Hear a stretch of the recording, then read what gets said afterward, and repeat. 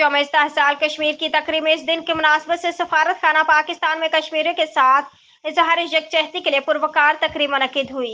यौम इस्तेहसाल कश्मीर की तकरीब सफारत खाना पाकिस्तान के सेक्रेटरी जुल्करनैन जमील ने सदर पाकिस्तान आरिफ अलवी का खसूसी पैगाम पढ़कर सुनाया। मोहतरमा अहमद नदीम साहिबा ने वजीर आजम ऑफ पाकिस्तान मोहम्मद शहबाज शरीफ का खसूसी पैगाम पढ़कर सुनाया, जबकि सफारत खाना पाकिस्तान के वाहिद अली कयानी ने वज़ीर ख़ारजा बिलावल भुट्टो ज़रदारी का खसूसी पैगाम पढ़ा। इस मौके पर एक खसूसी दस्तावेजी फिल्म भी दिखाई गई।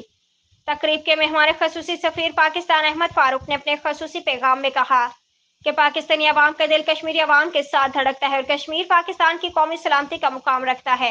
इंशाअल्लाह पाकिस्तान कश्मीर अवाम की उमंगों की बहुत जल्द तर्जमानी करेगा। कश्मीर पाकिस्तान का हिस्सा है और हमेशा रहेगा। सफ़ीर पाकिस्तान अहमद फारूक ने मजीद कहा कि कश्मीर के अलहाक के बगैर पाकिस्तान एक नामुकम्मल है। पाकिस्तान और कश्मीर अवाम के ख्वाहिशात और उमंगों के मुताबिक ही हल होगा। कश्मीर पाकिस्तान की शार हक है और यह दुश्मन के कब्जा में ज्यादा देर तक हरगिज नहीं रह सकती।